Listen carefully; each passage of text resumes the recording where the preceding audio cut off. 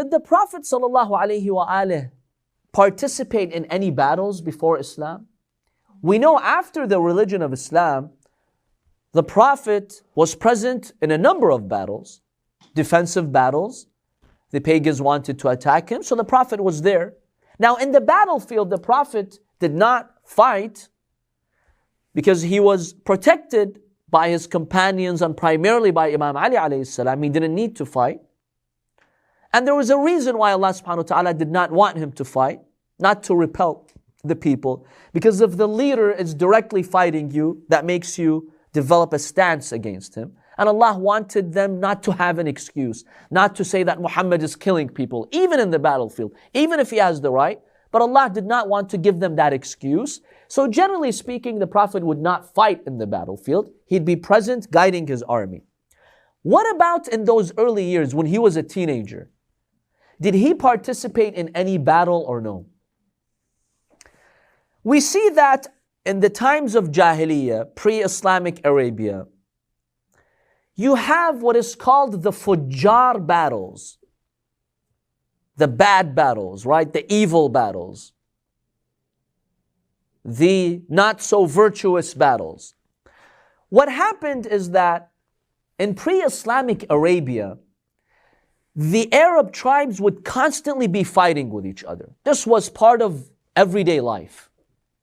On the pettiest issues, sometimes you would have a horse race between some of the tribes amongst them, and they dispute who won the race. As a result of that dispute, sometimes they would fight with each other for 100 years over a horse race. Petty things like that. Now, there were 4 months in pre-Islamic Arabia that were considered sacred months. The Arabs have decided, look, if we want to fight throughout the whole year, we can't live. We can't develop our economy. When can we trade, buy and sell? There's no peace.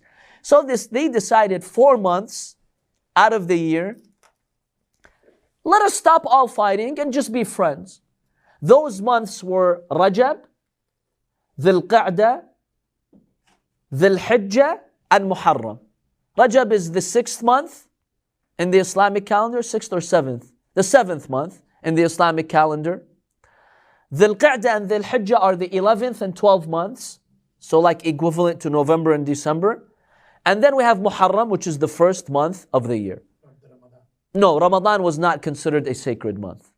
So in these 4 months, they'd stop all battles, fighting. They'd come to the market, everyone coming with their goods and products, selling them. And everybody just becomes friends and nobody's attacking each other. Yes? You said this is pre-Islamic? Yeah, this was pre-Islamic Arabia. Al-Ashhur al-Hurum, the sacred months. This existed before the religion of Islam. So the Arabs agreed, in these 4 months, let's not fight. So you'd see the markets in Mecca bustling. They're vibrant. There's a lot of economic development. People would come in the market. A lot of the poets would come. They would boast about themselves and their tribes, and every tribe is bragging about their victories, right? But they all agreed, let's not fight in these 4 months. However, it happened that about 4 or 5 times, this agreement that you should not fight in the sacred months was violated. And you had battles in those sacred months as a result of petty skirmishes. We call those battles the Fujar battles. Battles that occurred in those sacred months. They started in the sacred months. Now, many of them outlasted those months, outlived those months. They continued sometimes for a few years. But they occurred in those 4 months. We call them the Fujar battles. Why?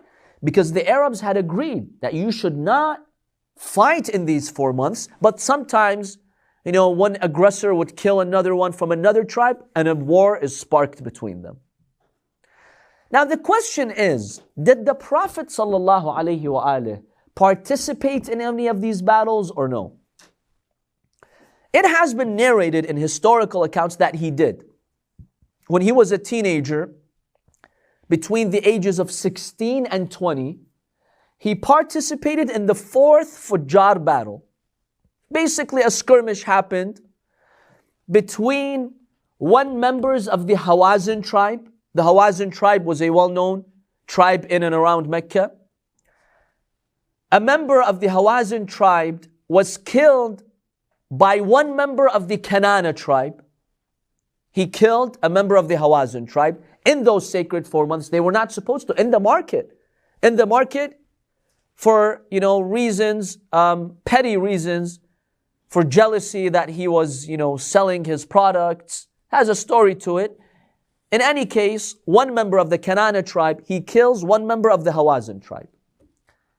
Now Quraysh, which is the tribe of the Holy Prophet and some other tribes, the main tribe in Mecca, Quraysh was an ally of Kanana.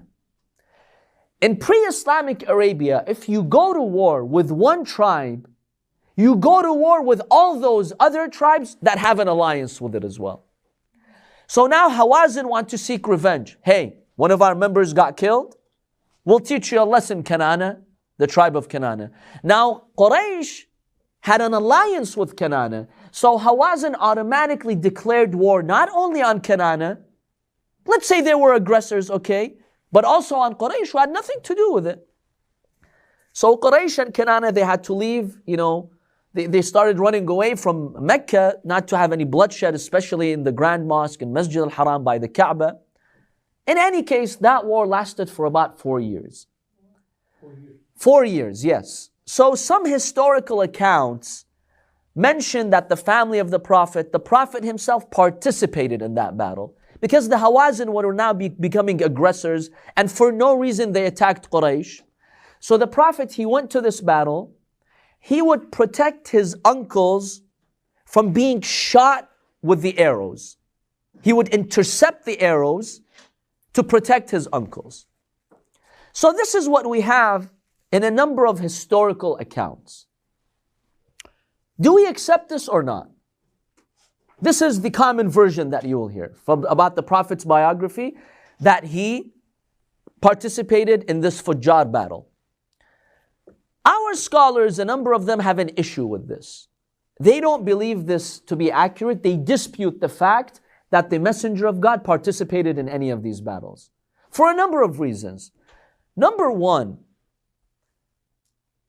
if you look at the life of the Prophet and his relationship with Abu Talib, his uncle, who was so concerned about him, it's very, very unlikely that Abu Talib, who knew this boy would be a messenger, and he was overprotective, right? It's very unlikely that he would let him come and join a battle to defend his uncles and intercept the arrows, because when you intercept the arrows, you expose yourself to those arrows. Abu Talib would not have let that happen. Abu Talib, he himself would protect the Prophet. He wouldn't ask the Prophet to come and protect him and his other brothers, meaning the uncles of the Prophet. It's very unlikely that Abu Talib would have allowed that. Very unlikely. Have the Prophet, hey, go and defend us, make sure no arrow reaches us. That's very unlikely. Number two, this battle started in the sacred months. It's a Fujjar battle. It's an unjust battle. So some scholars have an issue. The Prophet, why would he participate in such a battle? In fact, there is actually a hadith that we find narrated by even Sunni scholars like Yaqubi. Yaqubi is a Sunni scholar. He says it has been narrated that Abu Talib, he banned any members of Bani Hashim, meaning his immediate relatives and direct cousins, from participating in any of those battles, including this fourth battle of Fujjar. And he said, this is unjust, this is aggression, and we're severing ties with our distant relatives, because all of these were distant cousins. These tribes, they pretty much came from the same family tree in Mecca. And this is violating the sacred months. We, the Bani Hashim, we will not fight in the sacred months. So he banned anyone from going, and he said, I will not attend this battle, and my immediate relatives should not attend as well. And they did not attend. So we have actually a historical hadith over here that tells us Abu Talib banned Bani Hashim. So how can we say that the Prophet went and he participated? So some scholars dispute the fact that the Prophet participated in any of those battles. It's not proven to us. Now you could say you've got arguments to both sides. Yes, we do have indications that he did. We do have indications that he didn't. So at the end of the day, there's some contradiction amongst these pieces of evidence. So we cannot firmly state that the Prophet participated in that battle. Assuming he did, then it must have been a just war, definitely, because the Prophet will not join an unjust war. If we say that he did, probably the Hawazin tribe were the aggressors. Now, we don't exactly know, after 15 centuries, we don't exactly know the details of those wars. A lot of details got lost in history. So maybe they were the aggressors and the Prophet was being defensive, just defending himself and his town and his family. So in any case, just know that not all scholars do accept that. They dispute that the Prophet would actually participate in that battle. So we have these Fijar battles, and one of them lasted for about 4 years. The Prophet was from 16 to 20 years old when he supposedly participated in some of these battles.